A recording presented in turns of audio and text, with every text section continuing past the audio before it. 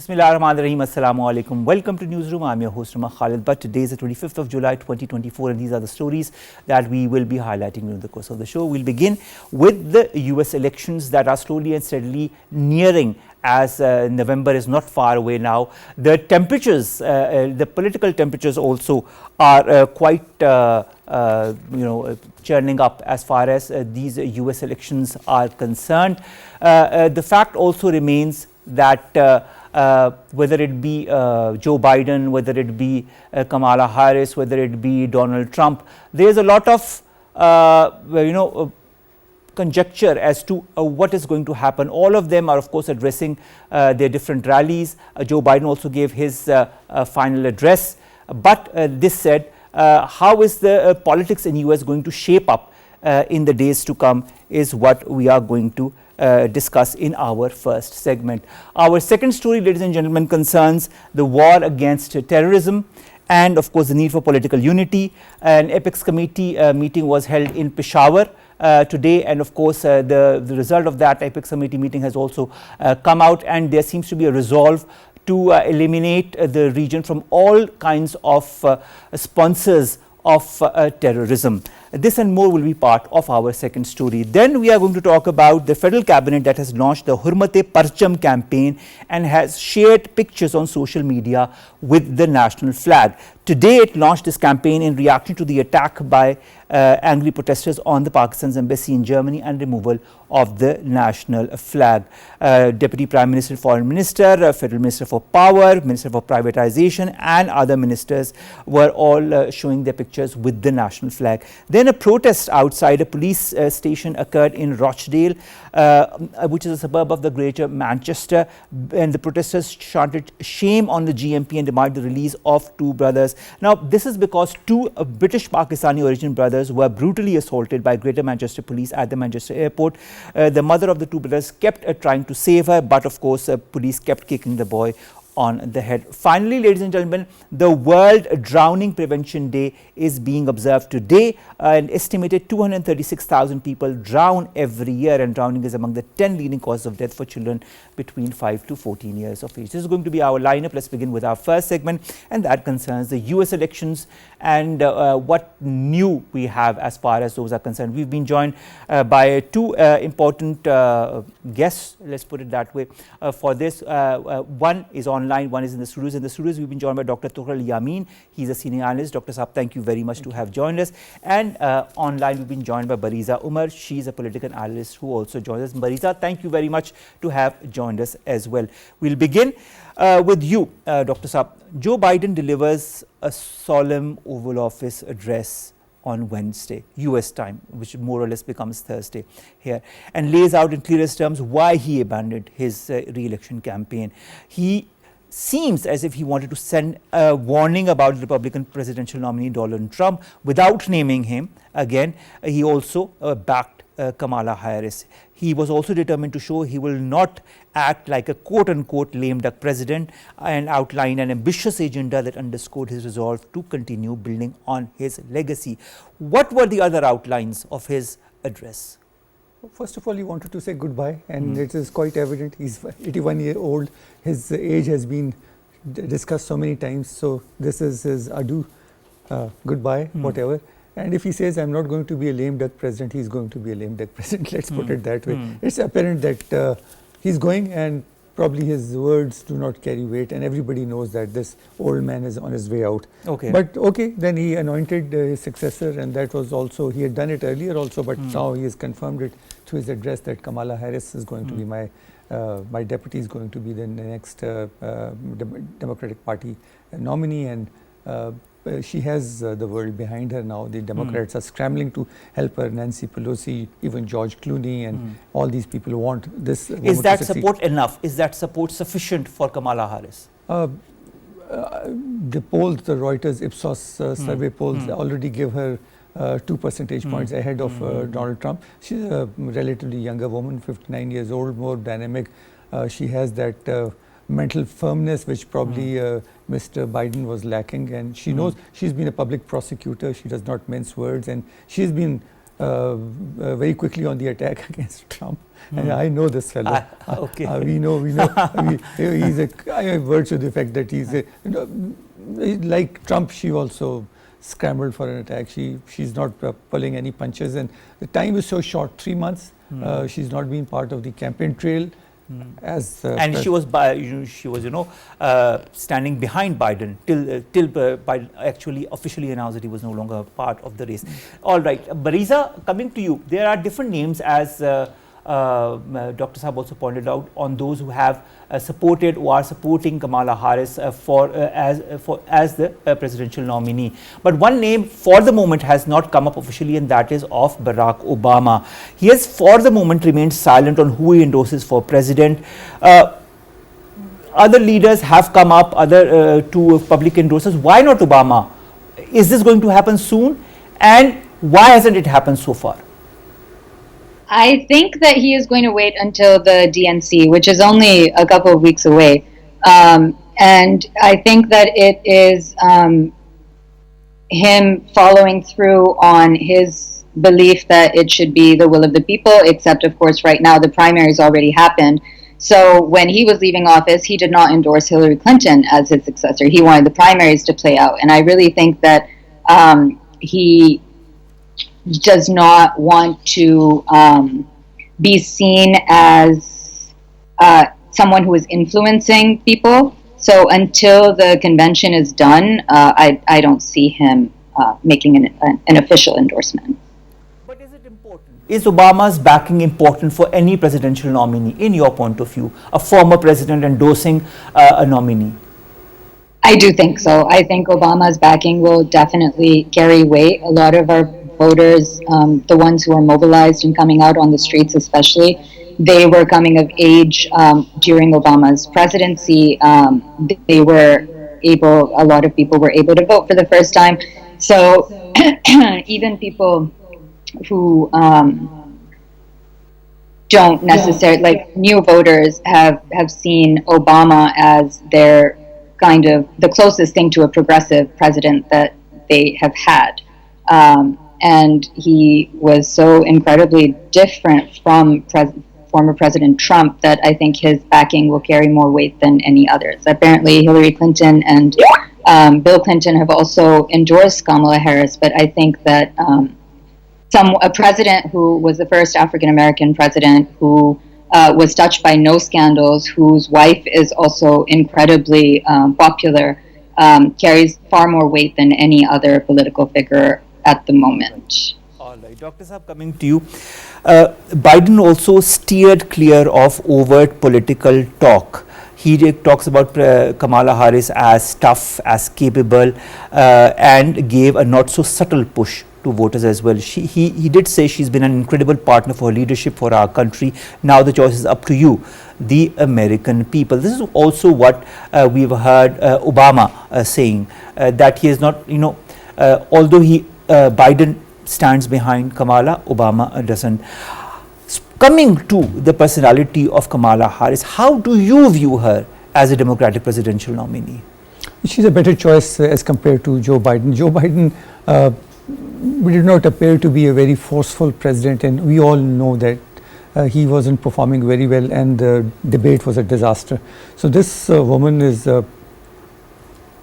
more capable, appears to be more capable. She is very confident of herself, and she will have the support of the black people. She yesterday visited her alma mater, the Howard College, which is all black sorority, and I think in time even Obama will give her his backing. Both of them are people of color, and they will not. Is this going to be an issue? Kamala Harris having her Indian background, might it not be very apparent on the surface, but is there some deep-rooted, questions regarding Kamala Harris's origin? Definitely, these are going to be negative points as far as she's concerned. A woman of color, African and South Asian, a woman. So if she really gets nominated, and if she wins the election, she will be breaking the glass ceiling in a big way. And yes, South Asian, Indian origin, these can be a little problematic for us, but if you are the American but president, for an American, it will be something that they have never seen they have before never seen in before. the US And history. I would say, Umar Sahab, for Pakistanis living in America, it would also be an inspiration. If she can do it, we can also do it. Like in the UK, you see Rishi Sunak, although he had a bad exit, but we have a Pakistani origin mayor of London, and he has been elected thrice. So these are all incentives for people from immigrant backgrounds. All right. Bariza, let's talk a little bit about Donald Trump. Shortly before the speech of Joe Biden, Donald Trump did address, a rally, and therein he branded Kamala Harris as a radical left lunatic.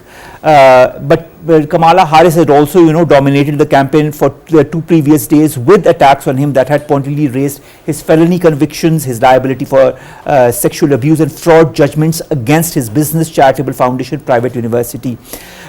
This is what she said. Do you want to live in a country of freedom, compassion and rule of law, or a country of chaos, fear and hate? She asked that in Milwaukee. How do you view this tit for tat between Trump and Kamala Harris?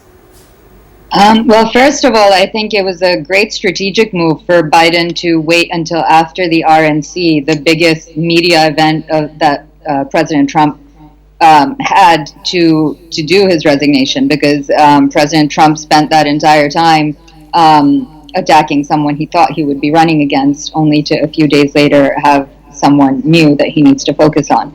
So that was great strategy if he was doing it for strategy.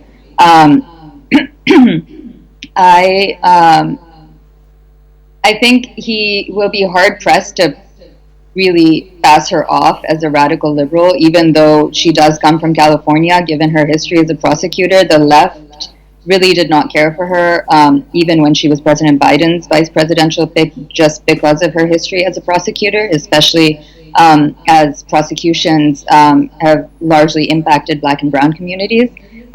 So although she may have become a little bit more progressive over time, and her stance on Israel-Palestine is most certainly better than either Trump or Biden, I think radical liberal is really a stretch. Yeah, and the tit for tat, I mean, he's going to get more sexist and racist, and that is really going to, I think, work against him. There are reports of people saying that she is somehow flawed as a candidate because she doesn't have biological children. That is also going to, I think, backfire on them, talking about things like that. As long as she's measured, I think it's going to work in her favor with the Democrats in particularly. But if it's going to be a difficult balance, because if she is seen to be attacking too much, being a woman, that has a different connotation than being men. So there's a balance. All right. Dr. Saab, Benjamin Netanyahu also addressed the joint sitting of the US Congress and sketched a vague outline of a plan for a de-radicalized post-war Gaza and touted potential future alliance between Israel and America. Dozens of Democrats boycotted his remarks. Thousands of pro-Palestinian protesters demonstrated nearby. Netanyahu dismisses criticism of the campaign that has devastated the Palestinian enclave and killed more than 39,000 as we speak. I don't know what the actual figure is right now. What impact did this speech have politically in the United States? Because we saw some of the Democrats not being part of that address, and secondly, the protests of thousands of people outside. The very fact that he was given a 4th chance to visit, to talk to the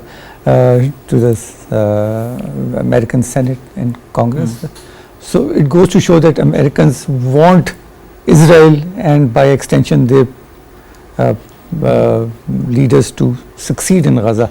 And when he entered the hall, he was given a rapturous applause by the Republicans. And they continue to applaud him even during his address. Yeah. So it goes to, and although the applause from the Democrats were subdued, but still it goes to show the kind of sympathies that the American leadership, if not the public, has with Netanyahu. Even the Jews protested against his visit. There was a picture in the paper this morning in which they showed Jews protesting with Palestinian flags. So he's there.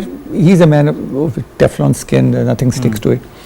He is there basically asking for money for his military campaign. Although it's I don't understand. They've been on a killing spree for the last 10 months, and still they say that we have not been able to. I mean, what I want to understand is, under the whole political scenario in the US, what are Netanyahu's chances? But I already more or less know the answer, because both the Democrats and Republicans support him wholeheartedly and support Israel. But will there be a change looking at the pressure that is also coming? I don't think so. I think he'll get what he wants. He'll get the ammunition. He'll get the armament, everything. And even, Kamalaharris's husband is also Jewish. I don't know whether he's Zionist or not, but he's Jewish. All right. So a lot of questions, answers point toward Netanyahu being helped 100% by the US government. Bariza, Netanyahu has also sought to shore up US support for Israel, especially weapons supplies, in the wake of this whole international censure after more than 9 months of conflict in Gaza. We all know also that Joe Biden has been pressing for a 3-point ceasefire agenda that Israel has yet to fully accept or endorse. But Netanyahu also made no mention of creating a pathway to Palestinian statehood, something that the US government has also been pushing for. Does that put him and the US government at odds, or all is well? Oh, I think they're absolutely at odds. Public sentiment, for sure, is clearly, there's no way that it is the same as it was like 20 years ago, or even longer, when Bill Clinton was a lame duck president at the end of his presidency, and he was trying for peace in the Middle East. Public sentiment was not what it is now. You didn't have people tearing down U.S. flags and putting up Palestinian flags in the streets outside the U.S. Capitol. People are voting. They are the undecideds and the not this guy votes that came in the primaries for Biden were also, though not huge, they were telling. The U.S. is never going to back something wholeheartedly if there isn't a Palestinian state. They haven't done that so far. I don't see that happening. And recently, the allyship that your other guest was referring to as well, the allyship has been there, but between groups like Jewish Voices for Peace, Palestinian Voices, Black Lives Matter, all of these groups, the inter-ethnic, inter-religious allyship that has happened around this issue, I don't think that it's going anywhere. And it's going to take a little bit of time, but it's working its way up through the government in states and local constituencies, and then hopefully higher up. What is the voter sentiment, Bariza, in the US as we speak? We see some of the polls that Dr. Saab has also pointed about. The Reuters Ipsos poll on Tuesday shows Harris with a lead of 2 percentage points, 44 to 42%. CNN poll shows Trump leading Harris 49% to 46%. Both findings are within the poll's margins of error, nevertheless. But do they have any impact? What is the voter sentiment? Who are they wanting to vote? Has the famous incident of shooting Trump gone in his favor?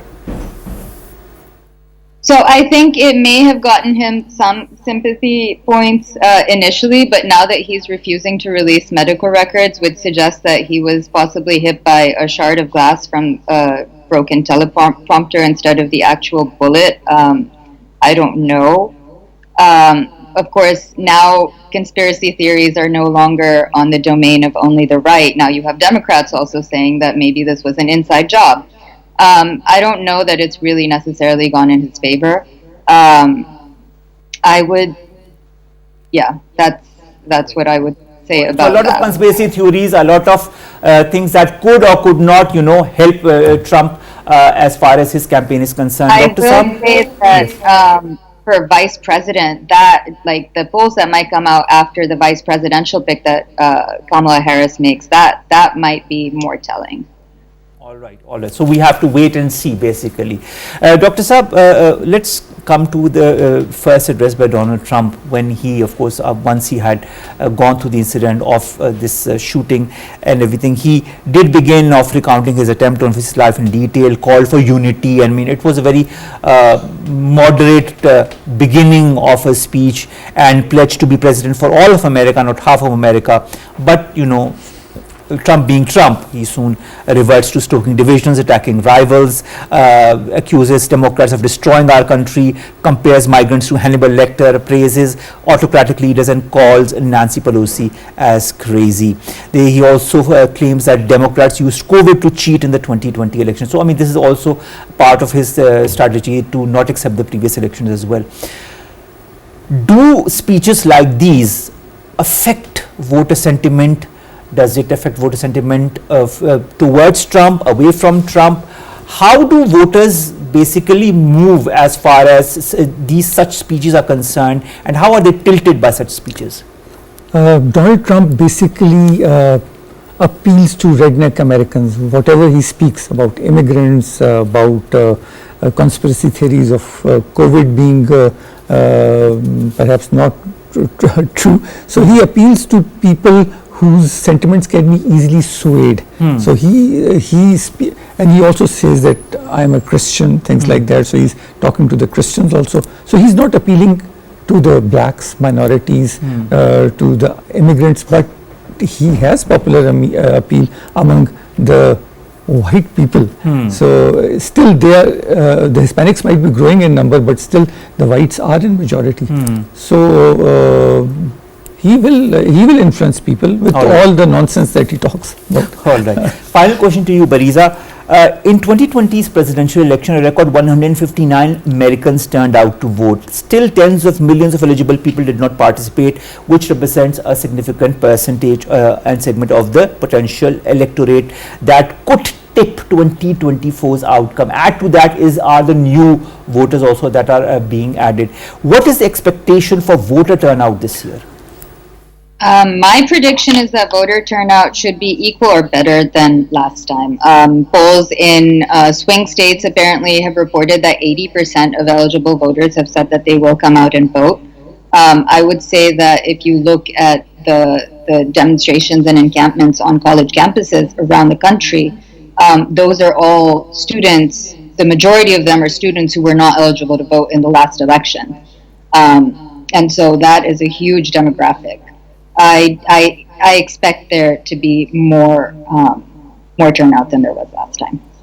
All right. Thank you very much, Bariza, Omar, to have joined us. Thank you very much, Dr. Tughral, Yamin, to have joined us on the US elections. We'll continue to, of course, cover it because as the elections come near, also there is a lot of things that are going to be made more clear with the DNC and of course the aftermath of that and what happens, who is eventually the nominee from the Democratic Party, whether it will be kamalaharris or not, or how will Obama endorse Kamala Harris in the coming days or in the coming hours. I think it's very important because US being US, a lot of eyes are on it. So we'll be, of course, looking forward to that, and we'll be looking forward to your points of views on that as well. Thank you very much, Dr. Tughral, Yamin, as well. Let's come to our second story, and that concerns a war against terrorism. And of course, a need that has been seen since quite some time of political unity. There was an Apex Committee meeting that was held in Peshawar today as well, and of course, the decision of this Apex Committee was in line with the sentiment that has been going on in the country, that no such element that is against the state should be allowed to roam, and all efforts need to be made in order to thwart all such attempts and all such parties. Chairing a meeting of the federal cabinet in Islamabad yesterday also, the Prime Minister voiced serious concerns over the recent surge in terror, especially in Balochistan and Khyber Pakhtunkhwa. The Prime Minister had said this is being done under an organized conspiracy. And he referred to the involvement of TTP in terror attacks. He said the terror emanating from a neighboring country was not acceptable at all. He said Pakistan is ready to protect its citizens. He, however, said Pakistan wants to address this issue through negotiations and peaceful means. Pakistan's Special Envoy for Afghanistan Afghanistan, Ambassador Asif Khan Durrani also on Tuesday had said that the banned TTP group was the country's lead line, and there were hopes that the interim Afghan government would take effective action against this outfit. The Inter-Services Public Relations DG, Lieutenant General Ahmed Sharif, also on Monday had given a press briefing in which he has said that massive illegal political mafia was trying to sabotage the state's Azm-e-Istehkam operation to fulfill its vested interests. The fact remains at the end of the day that all parties, all factions, whether they be political or non-political, need to come together, whether it be the people or the political parties or our defense forces need to be on the same page when it comes to terror activities in Pakistan and thwarting all those who are behind it. We've been joined by two guests to talk about this as well. In the studios, we've been joined by Dr. Salma Malik. She's a senior analyst and one of our regular favorites. Thank you very much, Dr. Salma, to have joined us. And in the studio, also online, we've been joined by Brigadier Babar Alauddin. He's a defense expert. Brigadier Saab, thank you very much to have joined us as well. Let's begin with you, Dr. Salma. The Prime Minister yesterday chaired a meeting of the cabinet, and he voiced concern over the surge in attacks in Balochistan and in KP. He said this was being done under an organized conspiracy. He said the terror is emanating from a neighboring country. He said Pakistan is ready to protect its citizens. And he says that we need to address this issue through negotiations and peaceful means. He said contacts in this regard are being made directly and indirectly. When you look at the political spectrum of Pakistan and also of Afghanistan, the need in Pakistan is more and more of all factions, all groups coming together on one platform and having a single consensus. How important is that resolve today in this day and time? Thank you so much, Omar, for having me in the program. I think it is very critical. The point that you have raised, being on the similar page, having a unanimity and consensus when it comes to decision making, especially for an issue as critical as this one.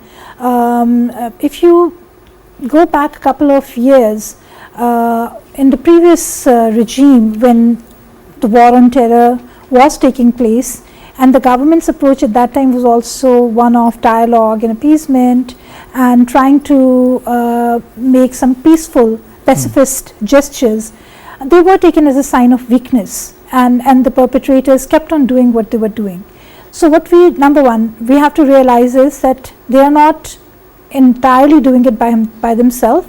They are being egged on by external powers, and those powers not only sit in our western neighborhood, they basically come from the eastern neighborhood, and they have a double impact when it comes to the western front, because India provides the type of kinetic as well as non-kinetic push into the insurgency and terrorist activities that are taking place in Pakistan. So they exploit any and every fissure that is available to them, and the TTP or any of the runaway factions are a heaven-sent opportunity for them. So we did see that, unfortunately, it resulted in the APS attack, which was extremely difficult for Pakistani nation to date to kind of take it in as to how much damage had been done to the society. And of course, we are also talking about so many of the madrasa students that have been killed over the years. Having said that, ultimately it has to be a combination of kinetic and non-kinetic actions where we offer dialogues, but those dialogue, that pacifist gesture should not be taken as a sign of weakness. We have the armed forces at ready to deal them a crushing steel fist, yet the fact is that of course we should first try and be peaceful about these gestures and try and be as patient as we can, but then the patience also has a limit. But the miscreants must also realize that any peace overtures, diplomatic efforts by Pakistan should not be taken that we are weak and we don't want to deal with them and they can exploit us in any regard. They did it first and they received a crushing blow.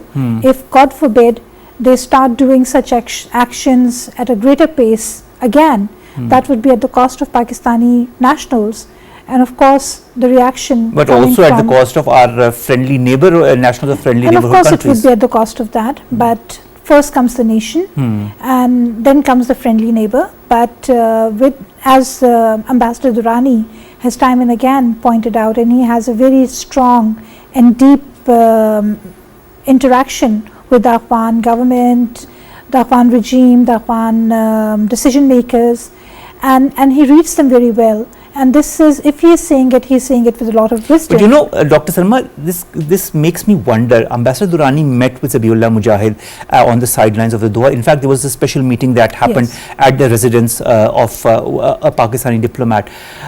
Despite that, despite the end result of that meeting, and there was a statement by Zabiullah Mujahid that it was a good meeting and everything, why is what ensued continuing from the Afghan soil when apparently it seems that Afghanistan and Pakistan are ready for talks, are talking, and then we have Ambassador Durrani who calls the TTP Pakistan's red line. That is a very, very strong statement. I feel.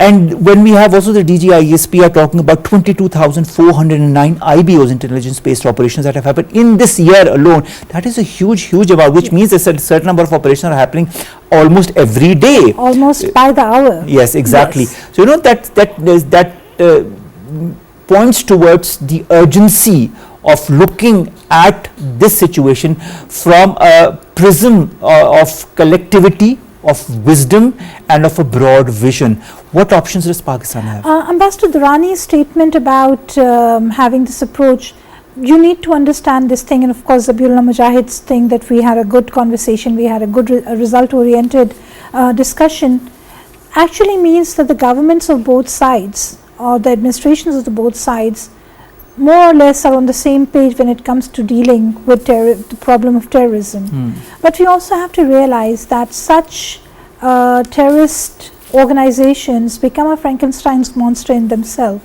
and they may not be in anyone's control. They may be using the Afghan soil, and it kind of flashes back to the pre-9/11 scenario, when you had a lot of these actors performing from Afghanistan, but they were not doing it on behalf of the Afghan government. And the Afghan government regime of that time did tell them, as a result of the Pashtun Wali, that we will not ask you to leave, but if you can leave, we will not stop you, which was much different from the fact that we offer you out and out hospitality. But the TTP is working from there. The Afghan regime also has a lot of problems of its own. They are their foot soldiers. They don't want to really hurt them beyond a point. But if Pakistan carries off IBs, they're fine with that. That's Pakistan's own thing. If any of the TTP factions cross into Pakistan, the point we have to really take it with a pinch of salt. They are no longer Afghanistan's problem, because now they have stepped across the across the international border. So whatever we do to them, that's our own thing. And this is also another aspect that we need to realize, that if there are so many IB operations taking place, then that also means that Afghanistan has developed that type of tolerance where they are allowing Pakistan to carry out operations across the international border into their territory to plug out miscreants who are responsible for any action within Pakistan. But that has, I think, happened once when Pakistan entered That Afghan. is one that we know about. Of course. Yeah. Well, so if the DGISPR is saying what it is, so that means there are a lot more. all right. The Awami National Party's Khyber Pakhtunkhwa President Mia Iftikhar Hussain on Wednesday says any strategy to combat militancy would be successful only if the authorities implemented it without making any distinction between good and bad Taliban. This is a term that we've been hearing for a very, very long time. The ANP leader says the public has lost its faith in the talks. He said people's trust needs to be built. How can people's trust be built? How can they be assured that their lands will be safe from such miscreants? You see, I mean, the statement coming from ANP has a lot of wisdom. ANP has lost its entire leadership as a result of these terrorist attacks and the type of damage ANP and Khyber Pakhtunkhwa has faced. First time, real time, is unprecedented, and they still have the resilience to stand up and raise their voice against this thing. So yes, they talk about zero tolerance approach, but again at the same time, whenever the government has carried out any zero tolerance operations, it's the same people we the people at large who then start talking about the fact that no, you should have space for negotiation, perhaps they could be reclaimed, they could be rehabilitated, you are doing too much of a crushing of people, individuals, the Lal Masjid, the point in case, and so many other aspects. So I mean, it's a very difficult situation for the government as well, because there's so many militants who are embedded in the society as well. They are amongst us, they are one of us, and when they are touched and they are killed, then the families, they make a lot of noise about it, and everyone thinks their child is the best child in the world, and they cannot carry out the type of heinous crimes and terrorist activities that are being conducted. So it is a big dilemma for the government as to what to do. So I guess the civil government will keep on negotiating and talking to them, and in case that fails, then the law enforcement agencies, the security sector, would do what it is required, and that has to be done. All right. Brigadier Babar Alauddin Sahab also joins us online. Brigadier Sahab, thank you very much to have joined us. Brigadier Sahab, police has detained over a dozen armed suspects during a grand cleanup operation targeting quote-unquote good Taliban in KP's Bannu yesterday. The development, of course, is important because this operation involved a large police contingent, armored personnel carriers and elite force commandos, which resulted in the elimination also of the armed suspects' hideouts. Police action also followed a 40-member Bannu Aman Jirga's presentation of a 16-point demand list. The Jirga's demand includes the elimination of centers of surrendered Taliban fighters, their patrols and pickets, and granting the police a free hand to act against terrorists. How do you view all of these developments as far as KP is concerned, and what more needs to be done? Thank you very much, Omar sahab. Development naturally is something very serious, especially in erstwhile Fatah region of the KPK and bordering region, which previously we used to call as FR region. So, for the time being, I think it's a challenging situation, but since Pakistan Army and security forces in the last 2 decades, they've been fighting with war with utmost professionalism, with the support of entire nation, and they've defeated them. They have defeated them upright everywhere. No military operation in the last 20 years has failed militarily. There have been problems have been the political follow-up. But now, the operation Al-Istikam with political government and the armed forces on board, unanimously conducting and approving these operations, I'm sure there will be some very, very major successes, because there is no other option. There is only one option, that is to defeat them, that is to eliminate them and push them out of Pakistan. Yes, there are problems on ground coordination, especially those people coming from Afghanistan with utmost support of the Afghan interim government. They have to realize that their responsibility is paramount. As an international state, as a sovereign state, they must realize that this is not the way that you support, harbor, and also from logistically, from every angle, you support these terrorists and send them to Pakistan. Pakistan Army and security forces, they'll be doing their level best.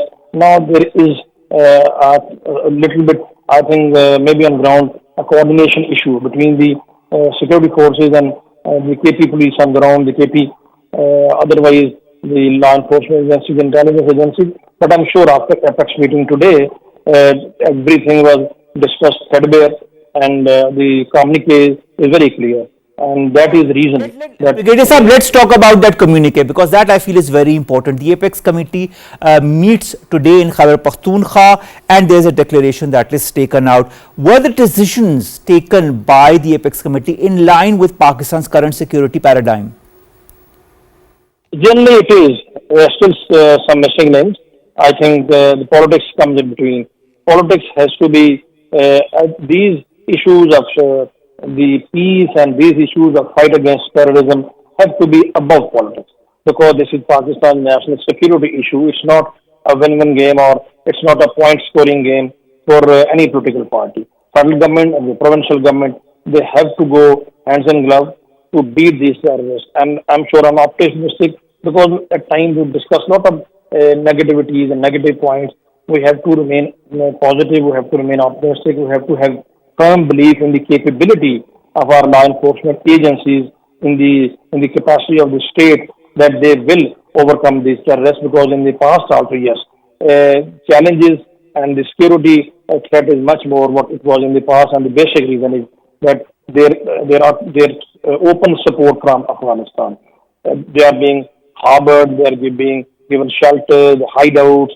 That has to stop. And for that, I think government has made it very clear that if it doesn't stop, then Pakistan has the basic right of self-defense, then these terrorists will be targeted. We are showing a lot of, I would say, patience. We are still very patient as far as Afghanistan and Afghanistan government is concerned. But I'm very sure that today's development is a good development. What you have stated, Amar Jirga, their demands, and for some of those demands are, I would say, they're not tantamount to our national interests or national security. They can be met. They can be met. If people are taken on board, they are in contact, they are not, I would say, left in isolation, then there will be improvement. And these terrorists, they have to be isolated. They can only be isolated if people of KP, people of erstwhile FATA, people of FRs, they stand with the government, not at the cost of some major gains or political gains, but firmly, because this is the matter of security for Pakistan, and Pakistan has to succeed, and Pakistan has to rise, and Pakistan has to defeat these terrorists. So all said and done, with the intelligence agencies supporting and coordinating with each other, law enforcement agencies, there were some gaps once the incident happened. I'm sure after the Apex Committee meeting today, those gaps will be, I would say, fulfilled, and shortcomings would be addressed, and security forces as one team will give a final punch to these terrorists, because Operation Azm-e-Istehkam is not a kinetic operation. You know, it's an intelligence-based operation. Basically, there is a propaganda that army and law enforcement agencies are going for a kill. They'll be killing people. Pakistan Army has never done it. Pakistan Army has never resorted to air bombing like the Americans used to do. We are even now sacrificing own soldiers and officers only to avoid collateral damage. This doesn't happen anywhere. We are still not using air the way Americans used to do. We are still not using utterly the way NATO forces used to do. And that is for the reason that we're still saying, and it is right also, that these are own people. They're being misled, and their issues are to be resolved. And I'm very sure that situation will improve. May not be overnight. It will take some time. But this operation, Azm-e-Istehkam, it should not be made a point of political gimmick, political point scoring. This should not be politics. Should not be there, because politics is something else. Politics last question, Brigadier Sahab, last question. I'd like a short answer to that. I've talked to Dr. Salma about the importance of a collective resolve from all angles concerned, whether it be all the political parties, whether it be the defense forces, the people of Pakistan, and all the organizations that represent them. How important do you feel this consensus is in this time when we see a lot of mistrust, when we see a lot of terror-related activities that are happening at the same time, when we see statements that are not favorable emanating from Afghanistan? What is your take on that? If I were to ask you to resume what needs to be done, what's your take? I think there is just no other option than consensus. There is just no other option than joining hands together against these terrorists. We must come out of these personal, I would say, political gains and likes and dislikes, because terrorists should not be given an impression that there is a division in the country as far as operation against them is concerned. What this impression is there, then they get strengthened, then they get strengthened, then the security forces, they get demotivated. So all those political parties which are still having, I would say, some observation, I would say, some concerns about Operation Azm-e-Istehkam, should for the time being keep them aside and look towards the overall national security. Politics will continue to prevail. Politics will continue to be practiced in this country. But for the time being, it's a war, full-fledged war, which has been imposed on Pakistan. So, to me, the biggest threat is political polarization. This political polarization, especially for... Thank you very much. Brigadier Sahab, we're a bit short of time, or else we'll have to continue. Brigadier Babar, Alauddin Sahab, thank you very much to have joined us. Dr. Salma, the UN monitoring report that comes out, that states that the Taliban, the TTP is the biggest largest terrorist organization. Then there is also the fact that the report talks about Al-Qaeda helping the TTP. Then we have the arrest by the CTD in Punjab of an Al-Qaeda operative. Putting all of these together, what is the agenda of the day as far as the regional security apparatus is concerned? Do you feel that the regions or the countries that are or could be affected by, if not the TTP, then other militant organizations that are harboring in Afghanistan, could resolve a strategy, could evolve a strategy, if not together but also with the Afghan authorities? If the Afghan authorities feel they cannot properly take care of this, maybe all of this combined can help them get rid of this menace. Is that possible? It is possible, but will it happen is the question. Because of one aspect, that Pakistan is the worst hit country when it comes to terrorism emanating from Afghanistan.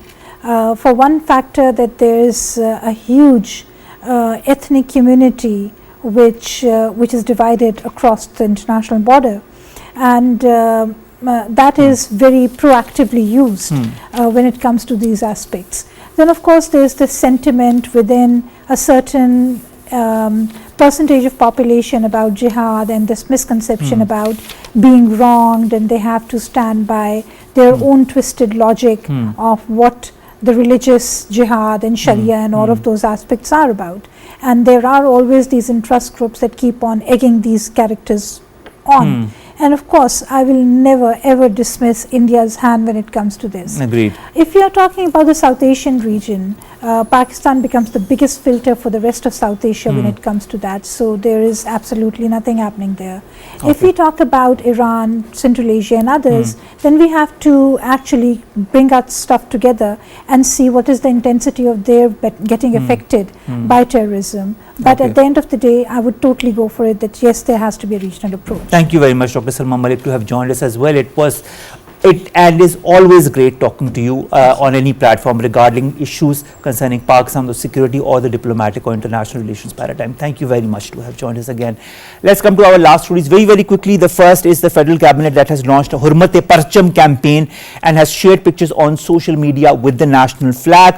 The federal cabinet launched this today. A lot of pictures were shared on the social media. The federal ministers also wrote messages of love and affection for the national flag on the social media platforms. This has happened because and after the angry protesters attacked Pakistan's embassy in Germany, and the national flag of Pakistan was removed.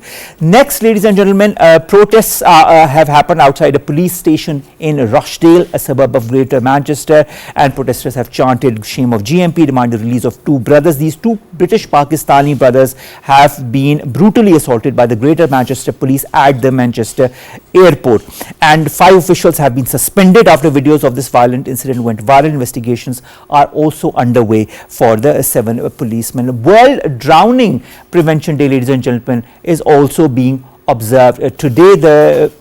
An estimated 236,000 people drown every year, and drowning is more common amongst the 10 leading causes of death for children aged between 6 and 14. It is also the 3rd leading cause of unintentional injury death, accounting for 7% of all injury related deaths. So I think it's important, and we need to be careful in that respect as well. With that, ladies and gentlemen, we come to an end of today's newsroom. We'll see you inshallah tomorrow with news stories and segments that pertain to us, you in Pakistan. Stay safe.